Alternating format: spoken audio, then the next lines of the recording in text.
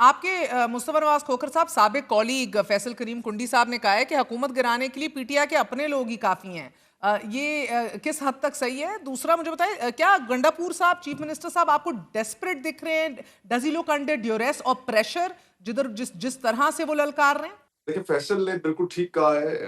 P T I کی جو internal divisions ہیں وہ ہم سب کے سامنے بہت سخت گروپنگز کا شکار ہیں. وہاں پر ممکنہ طور پر جو 2-3 گروپس بنے ہوئے ہیں وہ موقع کے انتظار میں ہے کہ کس طریقے سے جو وہاں کے چیف منسٹر ہیں ان کے ساتھ اپنا سکور سیٹل کریں.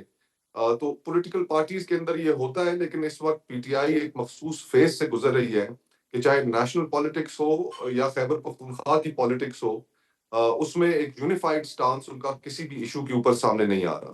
اور یہ ایک اپرچونٹی ہے جو آپ کے مخالفین جس کو ظاہری بات ہے ایکسپلائٹ کریں گے. اور اگر آپ کے اپنے رینکس کے اندر ڈس افیکشن ہوگی، آپ کا ہاؤس ان آرڈر نہیں ہوگا، تو ظاہری بات ہے پھر جب آپ اپنے دودھ کی خود حفاظت نہیں کریں گے تو کوئی اور بلا اس دودھ کو پینے کے لیے آ تو جائے گا. ایسا ہی. اور جہاں تک آپ نے ہاں. پریشر کا سوال کیا تو آبویسلی ظاہری بات ہے اس وقت ایک پریشر تو وہ فیل کریں گے کہ ایک واحد سیف سپاٹ ہے پورے پاکستان میں تحریک انصاف کے لیے، جہاں اگر بلوچستان ہو، سندھ ہو، پنجاب ہو، وہاں سے جو ان کے ورکرز ہیں اگر کسی کو کسی مقدمے کا سامنا کرنا پڑتا ہے تو یا پولیس ہراسمنٹ کا سامنا کرنا پڑتا ہے تو وہ خیبر پختونخوا کی سیفٹی میں اور نتھیا گلی کے پہاڑوں میں وہاں پر ایک پناہ گاہ موجود ہے.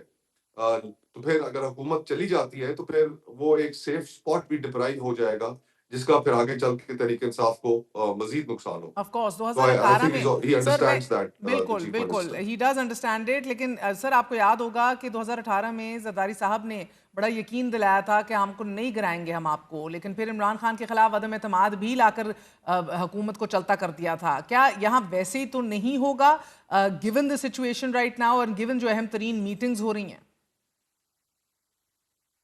2018 کے حالات مختلف تھے جی.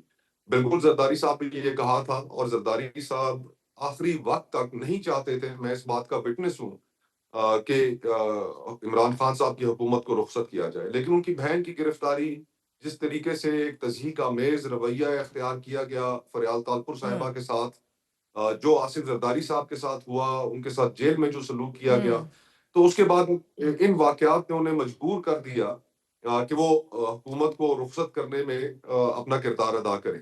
اگر عمران خان صاحب یہ کام پیپلز پارٹی کے ساتھ نہ کرتے تو یقین مانے آصف زرداری صاحب کو کوئی شوق نہیں تھا ان کو رخصت کرنے کا. میں تو پیپلز پارٹی میں تھا، بہت سی چیزوں سے واقف تھا.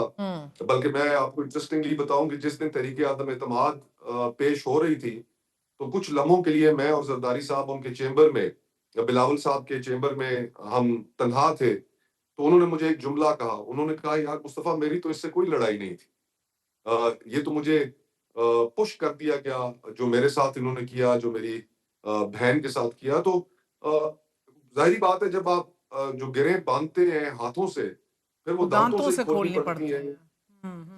اور یہی کچھ ہم دیکھتے ویسے بھی ہوتے آ رہے ہیں. مگر And I think Meher, ہاں if I can just make one more point, ہاں کہ لیٹس ناٹ forget کہ میاں نواز شریف صاحب نے بھی تحریک انصاف کی جب 2013 کے بعد جو گورنمنٹ آئی تھی خیبر پختونخوا میں، اس وقت بہت سے لوگوں نے انہیں پرپوز کیا تھا کہ جی ان کی خیبر پختونخوا میں حکومت نہ بننے دیں. لیکن میاں نواز شریف صاحب بھی اس کھیل کا حصہ نہیں بنے تھے اس وقت.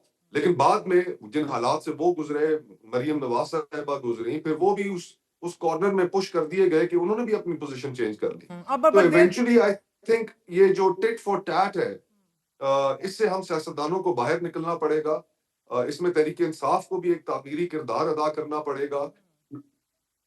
اور مجھے مصطفیٰ بتائیے گا کہ یہ صورتحال ایز آف رائٹ ناؤ جو آپ کو دکھائی دے رہی ہے، اس کے اندر یہ ہیں تو بڑے آکورڈ پارٹنرز نا ان گورنمنٹ. اب اتنی زیادہ ریزرو سیٹس کے ساتھ تو پیپلز پارٹی کی بھی ضرورت نہیں ہے اس حکومت کو ان اے وے. تو مگر خبریں پھر بھی یہ گردش کر رہی ہیں کہ پیپلز پارٹی اب شاید منسٹریز بھی لینے جا رہی ہیں. آپ کے پاس اس طرح کی کوئی خبر آئی ہے؟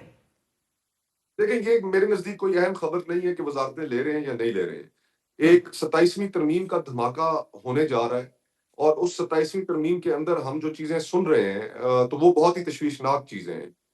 سو لیٹس ہوپ کہ حکومت اس جانب نہ جائے. اس ملک کی فاؤنڈیشنز کے ساتھ جو ہمارے بیسک سٹرکچرز ہیں جن کو پہلے ہی ہم بہت نقصان پہنچا چکے ہیں، چاہے جوڈیشری ہو، چاہے میڈیا ہو، پیکا لاز کے ذریعے. تو 27ویں ترمیم جس کی بہت باز پشت ہے، اگر وہ سامنے آتی ہے انہی خط و خال کے ساتھ جس کا لوگ شبہ کر رہے ہیں، تو یہ بڑی ایکسپلوسیو سچویشن ہوگی. وزارتیں وغیرہ نہیں میٹر کرتی، ان ترامیم کو ایکسیپٹیبل بنانا پاکستان کے لیے وہ بہت مشکل ہوگا. اس کے اندر ہم اپنی انٹرنل فالٹ لائنز کو چھیڑ دیں گے. So I hope that the government does not and the powers that matter in this country, they don't take نہیں تو that آپ chance. مولانا صاحب کو ایک بار پھر اسی طرح بارگیننگ کرتے دیکھ رہے ہیں 27ویں آئینی ترمیم کے حوالے سے، اگر فاٹا کے انضمام کا ریورسل ہوا ٹو انڈو اٹ؟ یہ مولانا کی پوزیشن رہی ہے فاٹا کے انضمام کے حوالے سے کہ وہ چاہتے تھے کہ یہ انضمام ہونے سے پہلے وہاں کے لوگوں کی رائے لی جائے، لیکن یہ بہر طور ان کی خواہشات کے برعکس یہ ترمیم پاس ہو گئی. اور پھر اس کے بعد ہم نے دیکھا کہ وہاں پر جو این ایف سی سے جو ایکسٹرا فنڈنگ ہونی تھی فارمر ٹرائبل ایریاز کی، وہ بھی نہیں ہو سکی. وہاں کے لوگوں کے اندر بھی اس حوالے سے بڑی تشویش ہے.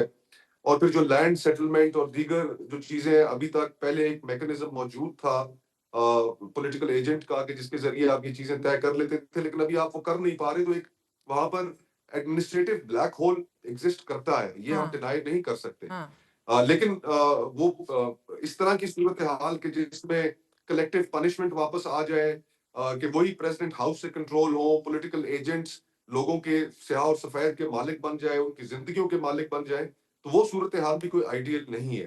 تو آئی تھنک کہ اس صورتحال میں مولانا بہت زیرک سیاستدان ہے، اپنا فائدہ بھی مد نظر رکھیں گے. لیکن 26 کانسٹیٹیوشنل امینڈمنٹ میں ان کو کم از کم یہ کریڈٹ ضرور جاتا ہے کہ جو زہر تھا 26ویں آئینی ترمیم کا، وہ انہوں نے کافی حد تک کم کیا، جس میں آپ آرٹیکل 8 انسانی حقوق کے حوالے سے بہت جی سی جی شکیں شامل تھیں، وہ انہوں نے نکلوا دی. جی تو کوئی آئیڈیل سچویشن ابھی بھی نہیں ہے، کیونکہ جوڈیشری کو تو بلڈوز کر دیا، جوڈیشل پیکنگ ہو گئی ہاں ہاں 26ویں آئینی ترمیم کے ہاں بعد. اور اب لیکن پھر ہاں بھی اب 27ویں آئینی ترمیم کے ذریعے جو ہوگا تو لیٹس ہوپ کہ ہم سینٹی پریویلز، ہم بہت زیادہ چیزوں کو آخری، وہ کہتے ہیں نا ایک کہاوت ہے کہ کسی بھی معاملے کا، وہ پنجاب پٹواری کی کہاوت ہے کہ سرا نہیں لوڑنا چاہیے، تو سرا نہ ہی تلاش کریں تو بہتر. ٹھیک ٹھیک. اور یہ فرزانہ جی یہ بتائیے گا، علی امین گنڈاپور کے خلاف اس وقت کتنے گروپس متحرک ہیں with in P T I? کیونکہ جنید اکبر سمیت بابر سلیم سواتی ہوں یا کوئی کچھ منتشر اراکین ہوں، بہت سی ایسی خبریں آ رہی ہیں. کون کون سے ایریاز ہیں ود ان کے پی کے جو ابھی اضلاع جو ایکٹیولی متحرک ہو رہے ہیں اگینسٹ چیف منسٹر؟ دیکھیں 3 گروپ تو آپ نے نام لے لیے، ہزارہ کا ہے، مردان کا ہے، پھر اس طرح اگر آپ دیکھیں منتشر لوگوں میں اگر آپ دیکھتے ہیں تو وہ آپ کو کرک میں بھی نظر آتے ہیں، یعنی کہ جنوبی اضلاع میں بھی نظر آتے ہیں، وہ آپ کو مالاکنڈ میں بھی نظر آتے ہیں، وہ آپ کو پشاور ویلی میں بھی نظر آتے ہیں، اور پشاور ویلی میں آپ کو پتہ ہے نوشیرہ، چاسدہ اور مردان شامل ہے. تو چیزیں جو ہیں وہ بہت تیزی سے، اگر آپ ان 35 کو بھی ایون کے دیکھ لیں، جس دن یہ فیصلہ ہوا اس سے ایک دن پہلے ہم سب سے پہلے ان 35 کو دیکھ رہے تھے کہ ان 35 میں کون شامل ہے، تو وہ پورے صوبے کو ایسے گھیرتے ہوئے شامل ہے. اور اس میں کچھ نام ایسے ہیں کہ جو واقعی بہت خفا ہیں، اور چیزیں جو ہیں اگر خان صاحب کی رہائی کی طرف نہیں جاتی تو پھر شاید لوگ مایوس ہو کر بھی کچھ قدم اٹھا لیں. لیکن پھر میں کہوں گی کہ مین چیز جو ہے وہ مولانا فضل الرحمان صاحب پر ڈیپینڈ کرتی ہے. ان کی ہاں میں ہی ساری ہاں ہے اور ان کی نہ میں ہی ساری نہ.